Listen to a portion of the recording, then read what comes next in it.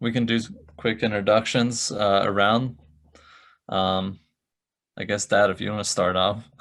All right. I'm Kenneth Campbell, Gainesville, Florida, retired teacher of special education. And because of some good training and all, I had the good fortune to write Great Leaps. And with great people around me, it has spread and made differences. So I'm very proud of the people around me. Awesome. I guess I'll just go down the line what I see on my screen. Mary, do you want to jump in? Hi, everybody. I'm Mary Wing, Director of Literacy Intervention, New York City, Department of Education. Thanks, Mary. Always great seeing you. And we'll go to Jess next. Hi, I work for Ken and Colin here at the office. Great Leaps. Thanks, Jess. And then Lisa. Hey guys, I think all of you know me, but I am Lisa. I'm CEO of Leaping with Lisa, and I work for Great Leaps Training and Product Development Land, digital onboarding and all that happy stuff. Thanks, Lisa. And next I have, it says your name here, Billianne Harrington. Yes, I'm from Palaca, Florida. I used Great Leaps before I retired from the Putnam District in 2012. I'm now employed as special ed contact at a high school, charter school in Palaca, and I'm willing and ready to get started with it there. Awesome. Right. Jump on board. This is going to be fun. Good to see some Florida people too. Up as Putnam Edge in the past. Oh, okay. I don't know why comes up how it comes up, but whatever. Well, I can see you now. Yeah. Eileen, I got you next. Hi, Eileen Marzola. What do I say? I have a big practice, working a lot since the COVID-19 hit, doing it online. It's been a whole new learning experience for me, and I'd love to hear what's going on with all of you. Absolutely. Thanks, Eileen. I'm glad to see you here. I've definitely heard your name a bunch from my dad and everything, so it's nice to meet you. Inspiration. Anthony, I got you up next.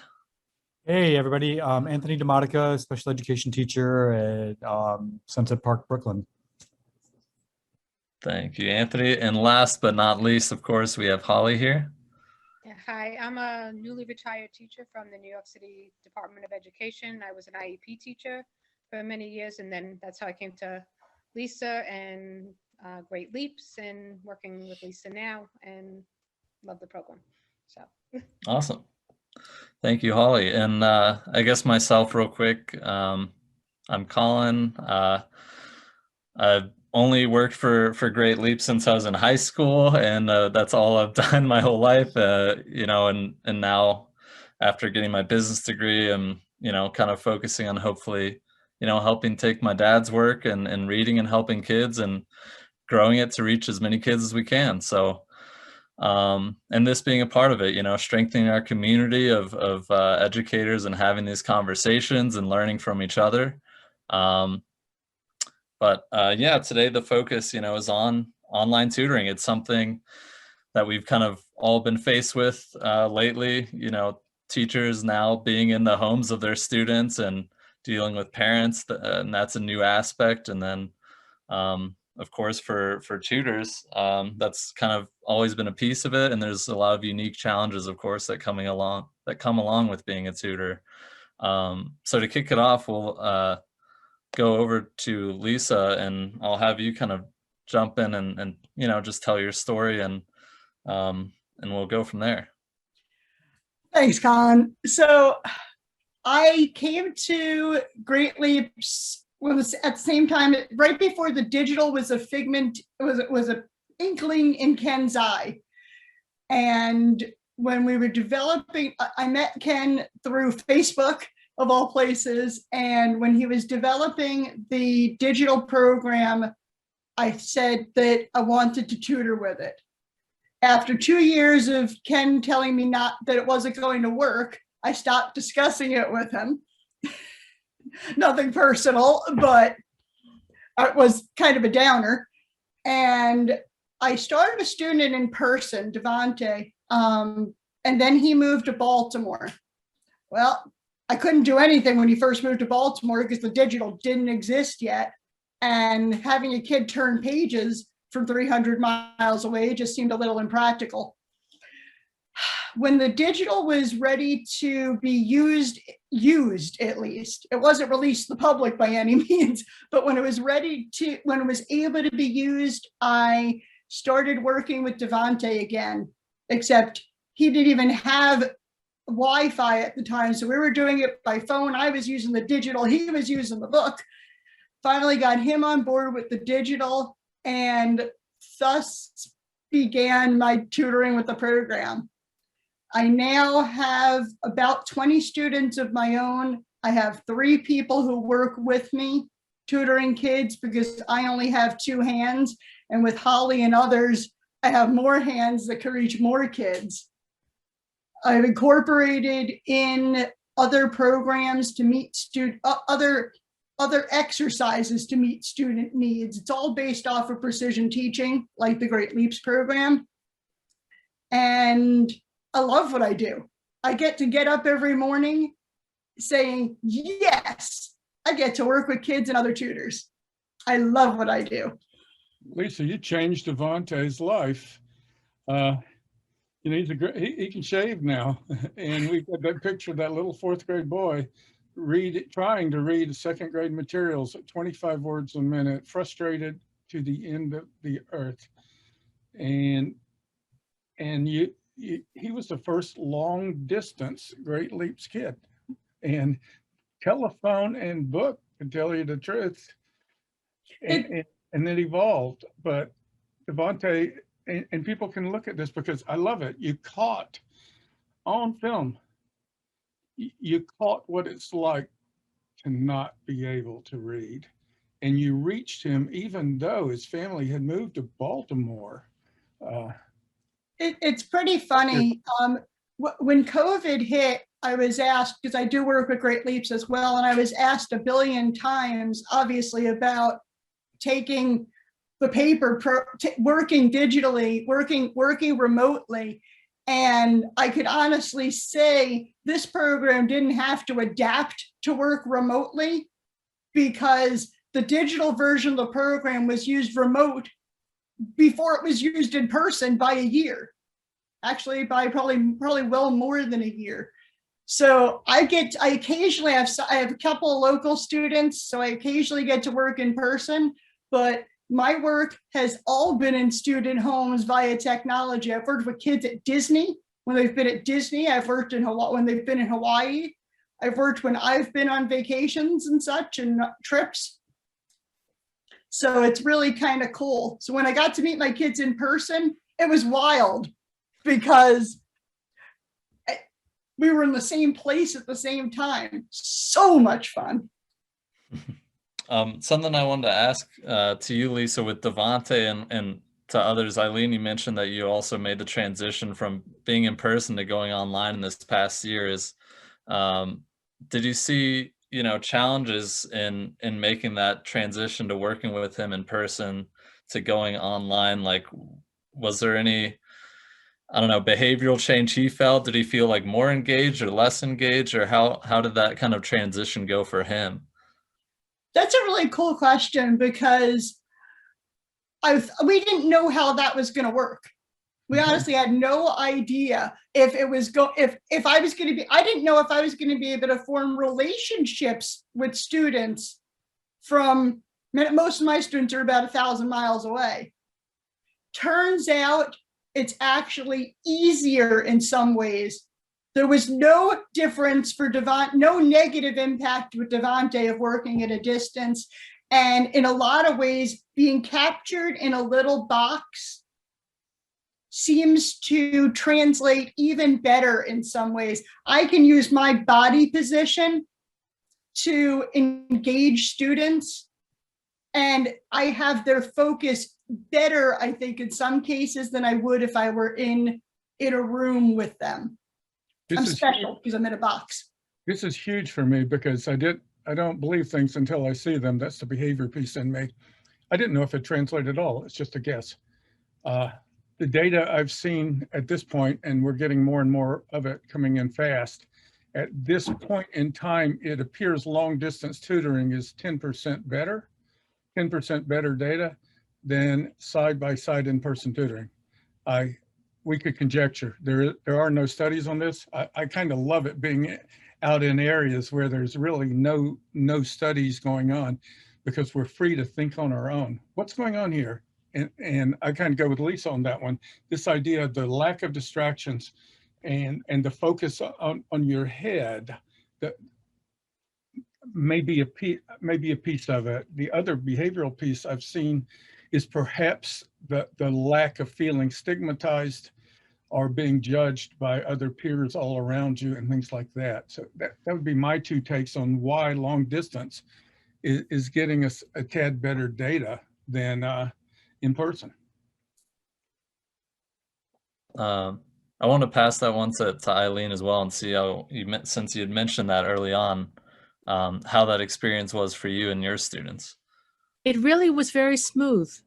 I was surprised that it was as much as it was. Haven't had any problems with lack of focus. The biggest problem I have is I use a number of different programs, number of different materials with the kids. And after every session, in fact, before I went online here, I summarize what we did and how the child did and what's coming next and what they're going to need in front of them for the next session. And so the only problem I've had is sometimes parents are not as fast in getting, their piece done. But the kids are ready.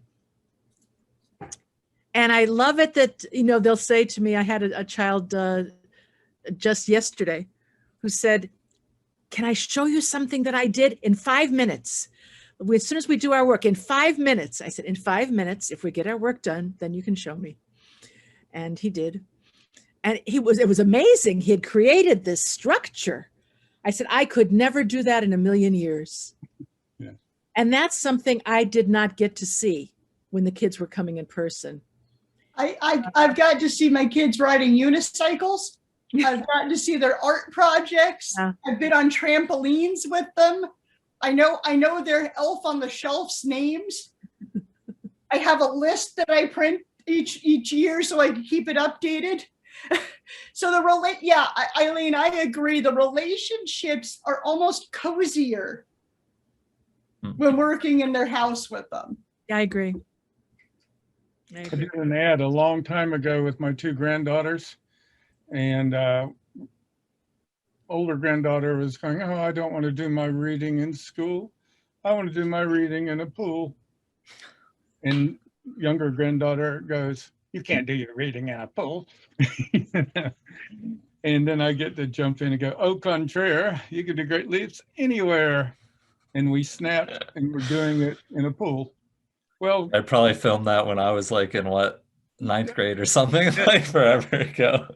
It's cute. Well, you can't get electrocuted now, so we can't put that one out there. Right. But I want to do my reading in Times Square. You can't do your reading in Times Square. Au contraire, you can do reading anywhere. I had to throw that ad in with I love au contraire. Yeah. One of the next things that kind of branches off of that aspect of now being in the homes with the kids and in this different environment, instead of kind of maybe them coming to you in your controlled environment or what have you, is now you have that maybe a bit more of the added aspect of the parents' involvement. And that's once again, similarly what we've seen, of course, with the schools and all the students going remote is now, educators and teachers and pairs and everybody had to kind of sometimes rely on the parents' help and sometimes maybe help coach the parents how to help or how to almost maybe not be disruptive in a way or whatever it might be. So that's, I guess the question I want to throw out is, when you face those more challenging parents, maybe, or maybe ones that are a little too involved or whatever it might be, what are some strategies or how do you kind of have the conversations with them to help maybe coach the parent on how to be kind of a positive piece of the team, so to speak. I'll tell, I guess, to Lisa, since I know you, I'm sure have had experiences like that. My parents are great. I'd like to put that out there publicly. I have a great bunch of parents. With occasionally needing to get them to back off on some discipline stuff, because frankly, I don't care if the kid is squirming around like a worm. It doesn't matter to me. I mean, Eileen, you can relate. I had one kid who graduated phrases rocking back and forth like that. Hey, if he can track that way, more power to him. It doesn't bother me. But I've occasionally had parents who want their kids sitting with their hands folded in their lap. And so I've just occasionally had to say, I got it,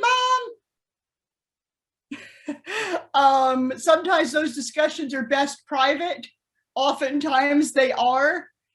But buy-in from parents has been something that's been wonderful. With one or two challenges scheduling wise, my parents have been great. So they understand the value of what we're doing. They appreciate the fact that we're in and out, that we don't ask a lot of them.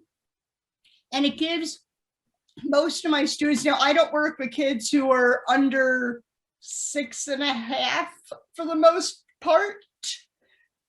Eileen, you might, I don't know, that might be, that's a whole separate challenge that I'm not that talented. I'm better with the high school kids than I am with the littles. So Eileen, you might have some more on parental stuff than that, because I don't usually, I mean, as I said, occasionally having to text them, because you get relationships with your parents. So occasionally having to text them with, yes, I know your kid was a class A jerk today. It's all good. Or like today, where I had one of my students, I have two siblings, one of them canceled because the mom wisely said that if the kid is hysterical crying because of something else, maybe doing great leaps with them at 7 o'clock in the morning isn't the best idea. Usually I can keep tears from happening with kids if I get them before they're fighting with their parents. Right before. Eileen, what do you got? Or Holly? I work with younger kids. And as I've gotten older, I've changed my limitations so that 4th grade, they move on because the needs become so different. So that's what's happening. And I have to laugh because I get most of my referrals are parent to parent. And I have one parent, I have her 3rd grade daughter and her 1st grade daughter. And she keeps on asking me, when can you see Greta? I said, how old is Greta now? Well, she just turned 4. I said, we can wait. We can wait. I'm on a second gen. I have 5 kids that have come back, 5 families who've come back for a second one, for a second kid. And I have a 3rd one about to be, as soon as the second one is done, that 3rd one is the exact right age to come on in. I know it's very gratifying. And I have to say one thing I was thinking about contributing when Ken invited me to this, that I found very encouraging. I have an encouragement file on my computer. And I hear from so many parents years after I've worked with a kid. I got one today from a child I worked with, the parent. I'd worked with her son 12 years ago. And now he is starting college, University of Chicago, and he won some kind of award at his high school. And then she, praises the work that we did together and saying, you got him started. I mean, so when things are gloomy, I can look in my encouragement file and it really lifts my spirits. So I love that. That's great. Yeah. Parents are, most of the time the parents are terrific. Sometimes they're very anxious, especially with younger kids. And sometimes they're not able to make an objective assessment of where their kids are at that moment. So some kids may need more time than they think they need, and some kids are ready for less. And that's a very challenging decision to make. And that's something that has to be made cooperatively. But sometimes the parents are in the room when we're working together, and sometimes that's helpful, and sometimes it's not helpful. Sometimes the parents are giving too much prompting. I am not tutoring the parent. Amen. Good. You know, and I really have to remind them of that. Not everybody. But doing this follow-up after I see the child, I found has been an extremely strong component of my work with kids. That they have something in writing that they can look at and say, oh, this is what they did. This is the problem he had. This is what we have to do this week until he sees her again. And that's really good. With the younger kids, because I don't just do reading, I do math as well. And with the younger kids, they really need manipulatives.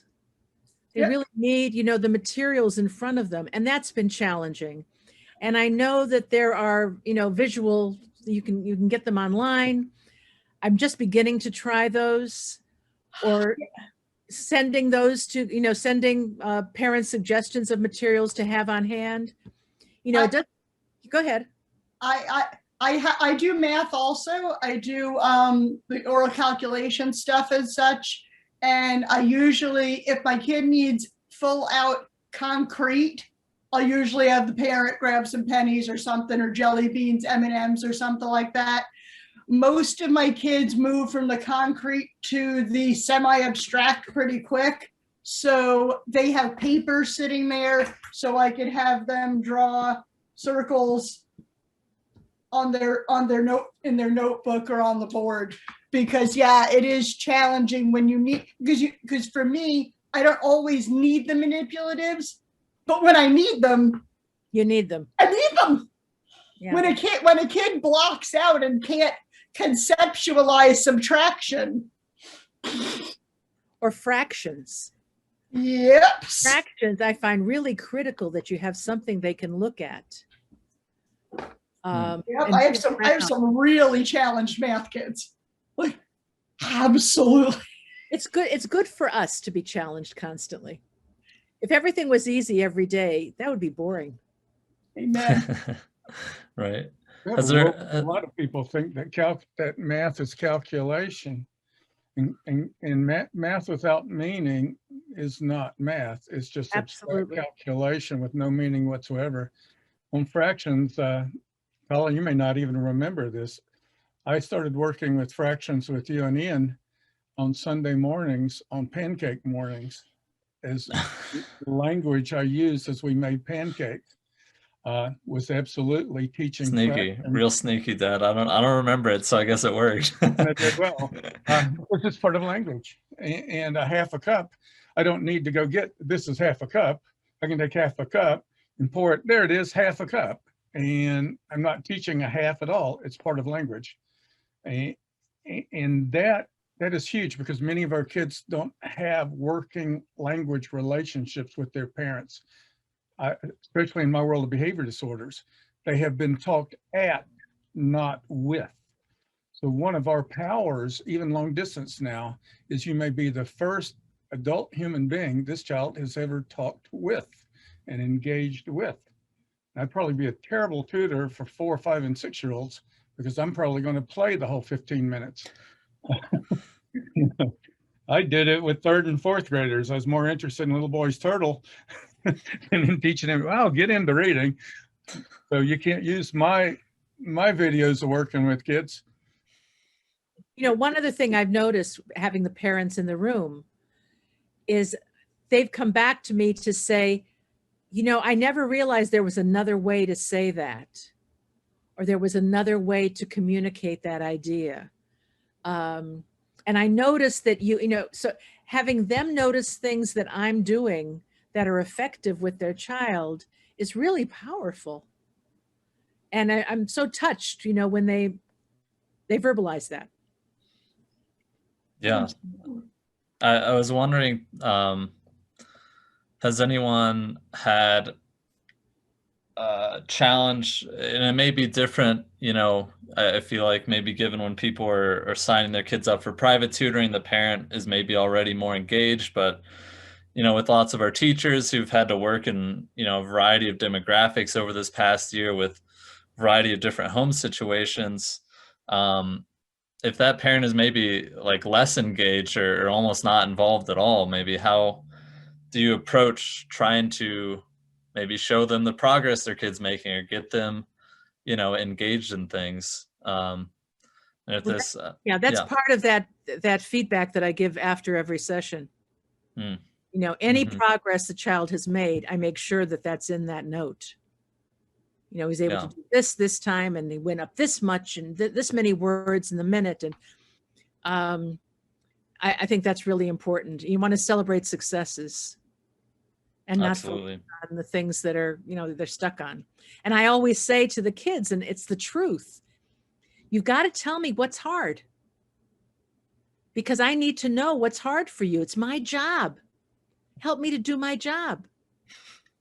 I need to know. You've got to tell me. So we'll try different things and we'll see what works and what's helpful and what isn't. But I need you. And they need to know how important they are in the process. It's not just you up above, you know, putting all this stuff into them. It's a partnership. Yeah. Yeah, that's a great point. And that speaks to what Dad was saying, and respecting the kid and hearing, being the first ones maybe to really ask them and genuinely listen to what they're saying, and being receptive to it, of course.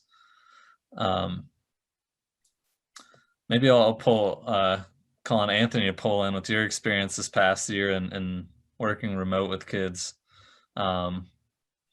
Anthony, have you had kind of any challenges like that with parents, or how kind of involved has it been from the, you know, teacher perspective?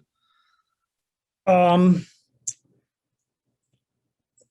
a way, it's weird because I do phonics work online along with doing this work, and I mean, there's just a plethora of things that happen in trying to adapt, you know, an in-person manipulative kind of lesson, phonics, to like kids at home who've lost or left or, you know, can't find. And also there's just so many other like distractions going on. I find that I really don't have that problem. That's why I really love doing Great Leaps, and why I did push Great Leaps this year with a lot of my students, especially my SET students, because it's just, it just lends itself so easily to, like I said, being in that box, being focused. It's a short period of time. And I don't really have much of a problem with the parents. Parents have been really helpful. They're there. I mean, the ones that I realize sometimes that they're there. I haven't gotten a lot of feedback from them. I think mostly it's just basically like, oh, she's in speech now, or like they're I've learned to kind of get the kids without having to get the parents involved. Somehow it makes it easier. Whether I do it, I just try to get a hold of them through their teachers instead of the parents. Things are going well, but like my kids, my SETS kids have I've had two that have gone up to grade level, which I've never really experienced as a SETS teacher, which is really lovely. Doing Great Leaps. Two of my fourth graders were just assessed, and they hit level Q in independent reading through the F&P, which is a pretty difficult system to move through. Can you explain that for I guess just anybody not familiar with the Well, the Fontes and Pinnell system is it's a faith-based system, not really based in anything scientific, where some people believe that teachers or that students have to do some guessing when they're reading and using context and pictures and such to move ahead instead of just relying on text. So what's happened at our school, where we have a lot of English language learners, is that because there hasn't been a lot of focused phonics work going on early on in their education, they get to third grade and the guessing stops working for them and they just stagnate.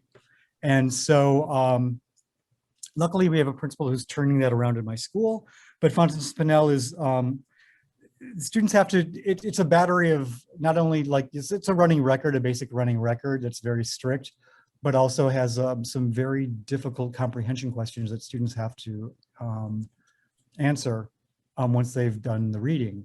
And including things about author's craft and genre and very meta kind of questions. So kids really have to be thinking and about the text and being able to be fluent enough in their reading that they can do a lot of really heavy thinking. And like I said, this year, I've got 2 kids that have gone to grade level out of the 7 that I've put on from my sets group. And I'm thrilled. I'm just over the moon about that. And so I don't know if the parents understand how great that is, like some of the parents, but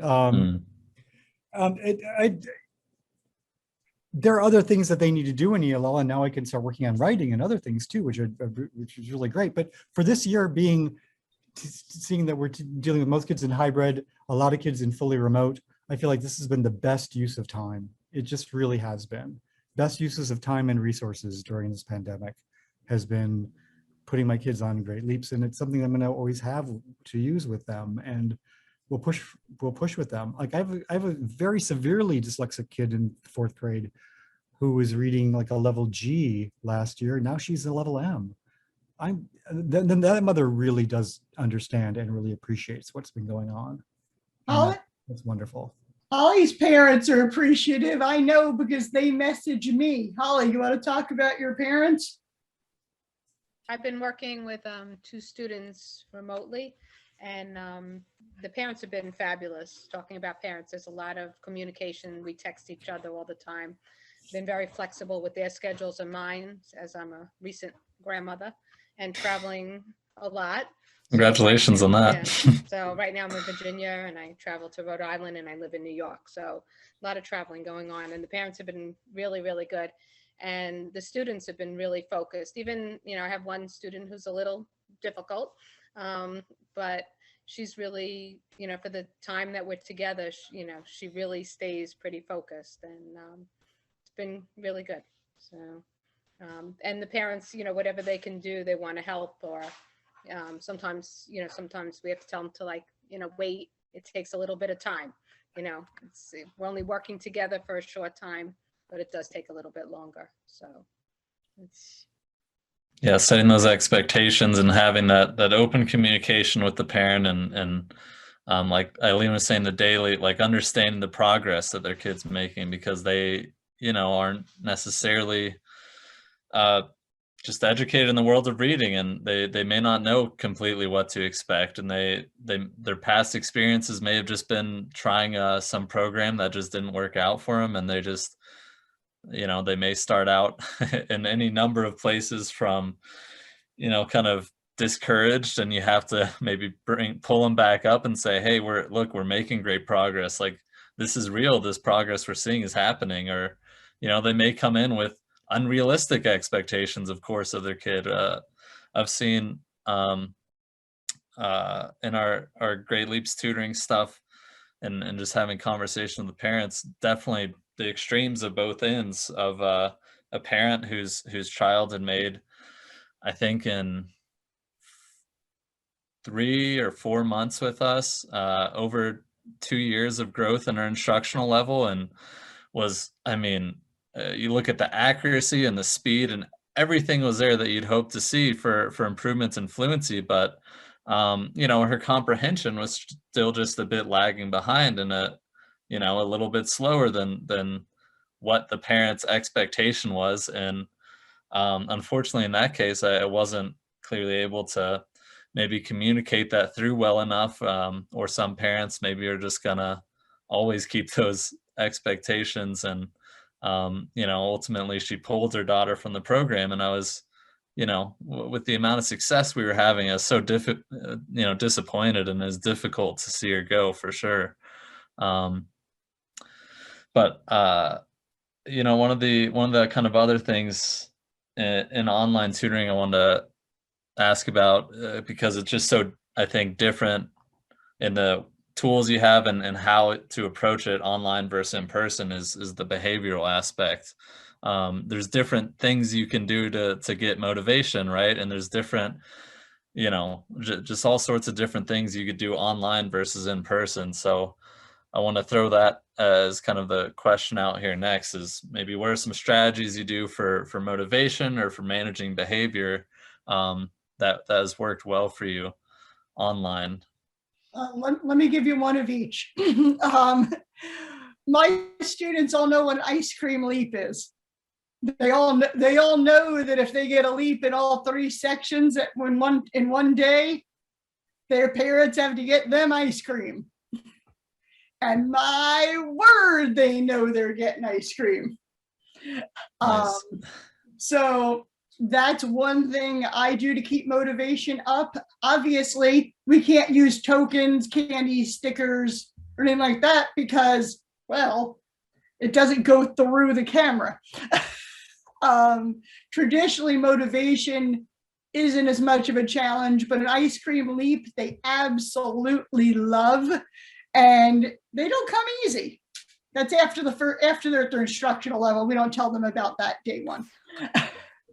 We don't want to kids turn into like whales. Behavior can be a challenge when you're working with kids at a distance. Absolutely, no joke there.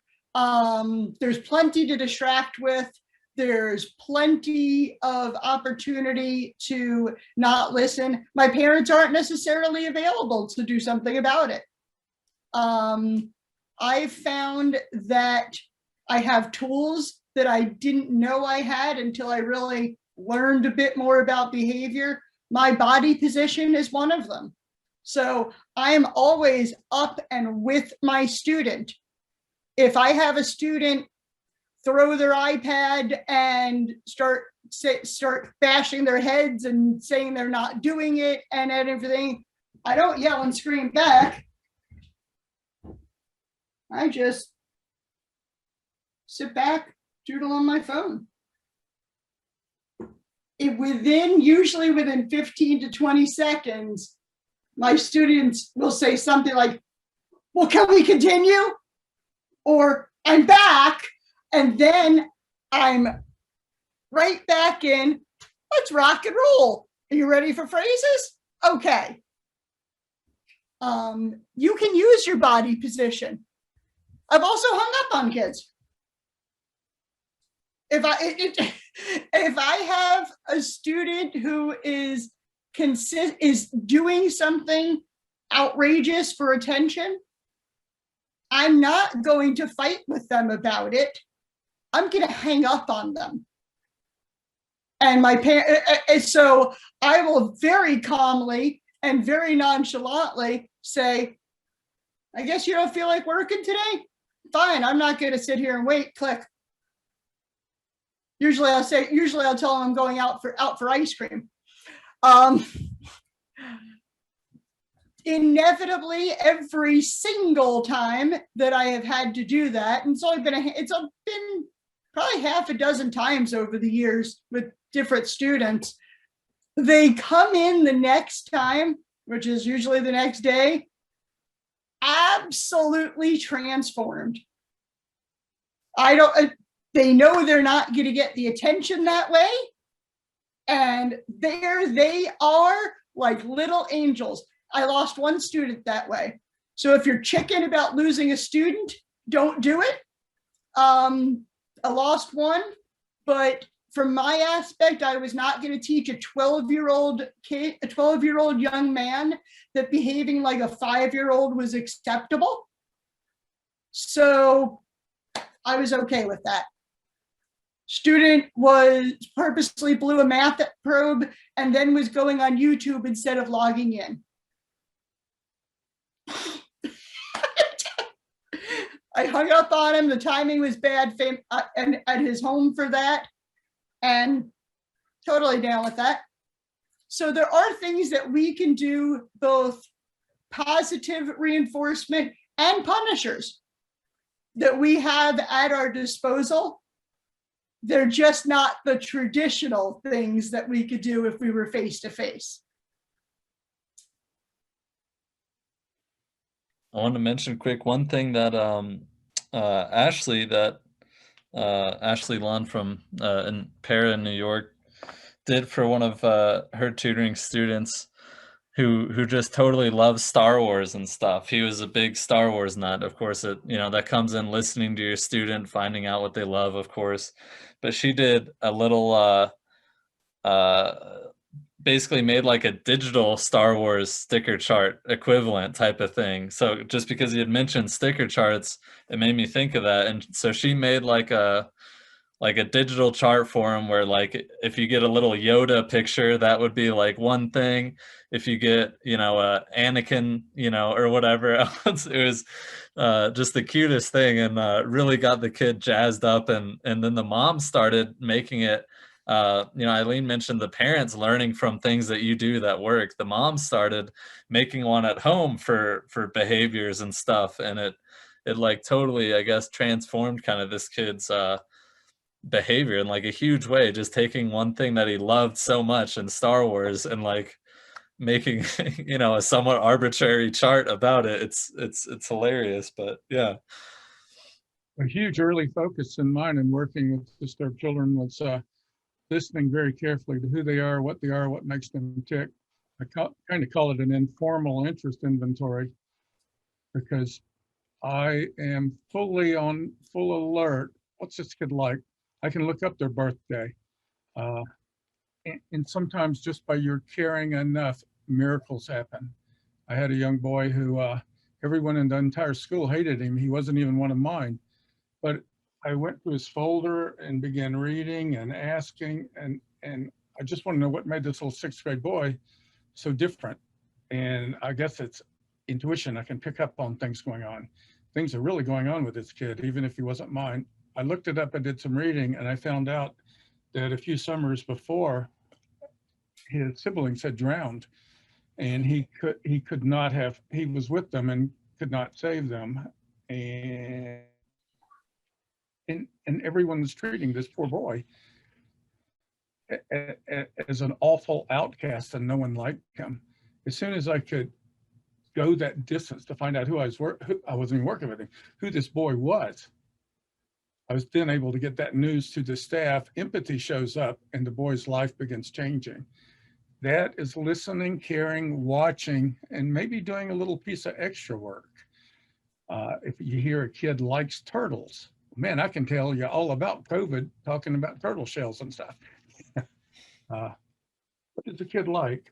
Tune in, and you become more important. And that's all we often, when working with dysfunctional readers, we forget the behavioral component.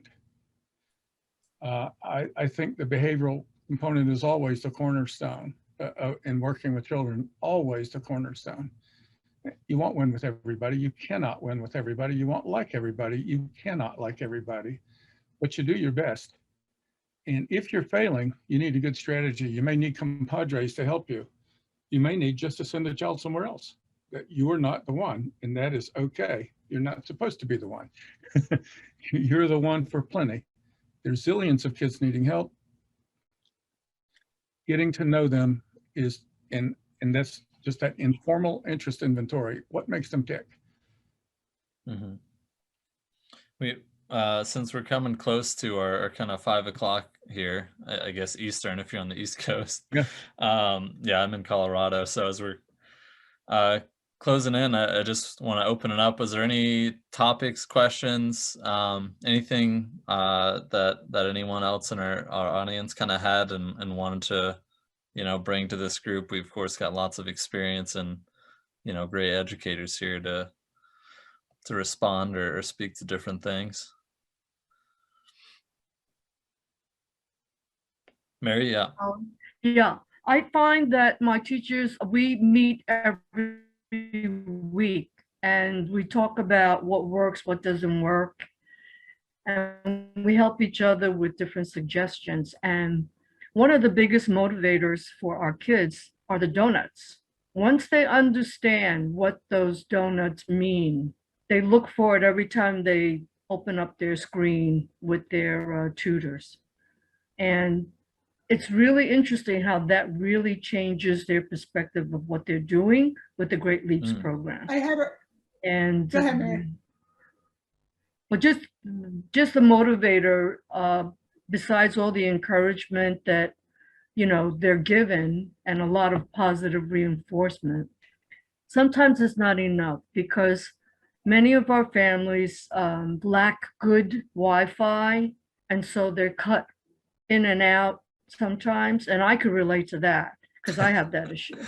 They don't have strong Wi-Fi, and sometimes they don't have good devices that are given to them. So, you know, the teachers, the tutors have to be really motivational with them, getting them on, and that's half the battle because the parents aren't there or family members not there. It's not the child's sitting there waiting, and they have to wait for someone to log in, and not all of them are able to do that. I always tell my teachers, the first thing I want you to teach them is how to log in, turn on the laptop and log in, just in case they have to do it on their own. So that is a really important part of the remote teaching, is the collaboration with the families. And it's not always the parent.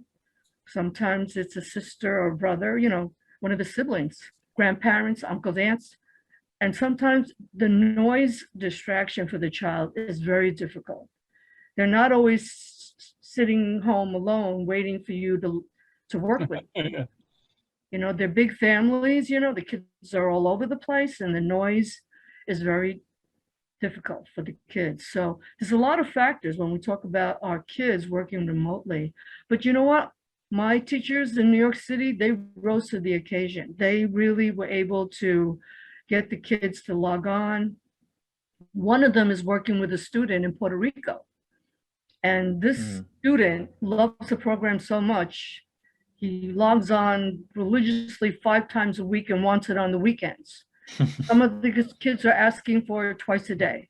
So the program itself and the children are seeing the efficacy of working with their tutors, their teachers. So it's really important to show them the data. And I periodically spot check them, and I always tell them, show them the data that we worked on. And besides the donuts, you know, I want them to look at all the data, take them to student records and just show them. And this may not be for every student, but it's for the ones that are not logging on, you know, so that's been very helpful. Mary, you talked about something that comes to mind.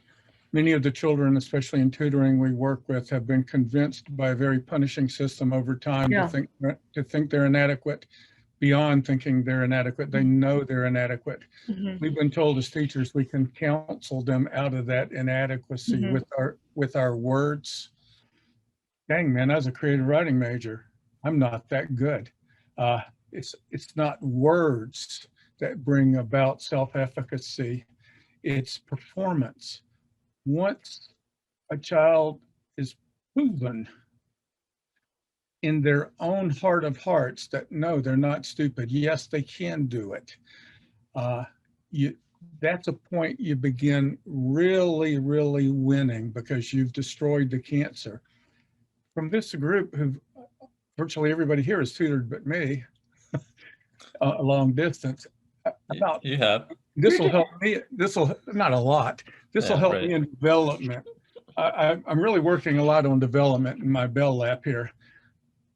How many weeks with a child has been and again, most of our children really feel awful about their reading because they're realists. At what point do you see that behavioral turnaround that I believe in myself, we're winning, I'm a winner, not a loser? Is this a 3-week point? What is that point that you begin seeing this? In 50 students, I have 50 different points. Honestly, to answer that honestly, it depends upon the kid. It took Henry 9 months of hitting himself in the head and calling himself stupid. Some of my kids, I've had them for a year and they still don't really believe it. And they've finished phonics and phrases. They're only on stories and they still, in their heart of hearts, have doubts. So that depends. Most of my students figure it out pretty quick. That's why I video those first few sessions. I at least have a baseline of video so that I can show them if they have any doubts. I love the ability to video and my students can see their progress. But by and large, most all of my students do reach the point where they understand that they can and they are. That's pretty amazing. But I know I can't name a point. Maybe somebody else has kids that are easier to find a timeline on. Yeah, I'm sure, Yeah, I mean, I know that I'd say ahead, for sorry. the majority of my kids, it's 4 weeks. That's kind of an average where they really start to see changes. And I love it when they want to run out of the room and say, can I tell my mom what I did? Yeah, totally. Be excited. Yeah, that's awesome.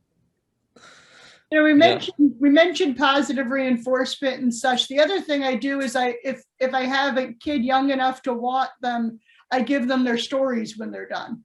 They can print them.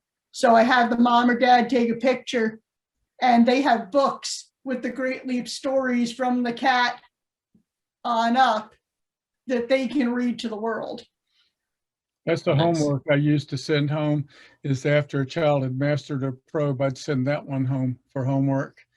Because I saw many times behaviorally that if I sent the probe they were working on, the child got very negative feedback from the parent, hearing things like, I could read that when I was 7 years old. Just shoot down all the work we had. So when I sent the goals home, I actually had parents sometimes calling in tears because after you've mastered a probe, not only are you reading that sucker, you may even have it memorized, inflection, everything. So you're just looking like an ace. And that's just one of the memories I had by sending work home that they could not do. They were often punished. One of the reasons I really worry about homework and the damage it does to those children who are having difficulties. So by sending home what they could do or something they could be completely successful in, it just kept building that, for want of a better word, it's not a good behavior word, but building up that self-esteem and pride. Yeah. I'm looking for progress, so it doesn't have to be complete success. So long as they're doing better than they were doing the last time, we celebrate that. Mm-hmm. That has not been a problem. Absolutely. Yeah, I try to a lot of times with parents, we've gotten some high schoolers in where the parents maybe didn't quite realize just how far behind their child was. And, when I'd give the report after the first month and kind of tell them always like, look, this is, where your child's at right now, where their speed and accuracy is at this grade level. But, look at where we came from. You gotta, please keep it in perspective. Like this may be, a little bit shocking. You didn't realize they were at a third grade level right now, but we legitimately started out at like a 1.5 at just, I don't know, a month and a half, 2 months ago or something. Yeah, I'm really glad you pointed that out. Always staying focused on the progress and how far they've come and where they're going, as opposed to, focusing on maybe where they're at and how far they have left to go, Yeah, the system lies. And that's a nightmare. The system lies to our children who are behind. Well, yeah, I guess with that, we got a little guy on board. Yeah, sorry, he was very interested. Well, I wanted to check everyone out. So, say hi. Everybody's saying hi to you. Hey, it's a hi. Hello. I was gonna also comment on, I think it's really important the kids get frustrated, if they do get frustrated, because if they don't, get past the level, they need to know that where they came from and how much they've increased is really important. And I was just talking to Lisa, I didn't realize the kids could see the donuts. So Oh, yeah. when they got, I just learned that recently because one of my kids was asking me about the donuts and what the sentence was by it. So, Hi. Yeah, we know it's Friday. It's sorry. Friday. He's already doing the Great Leaps program. There you go. Right? You're reading very well already?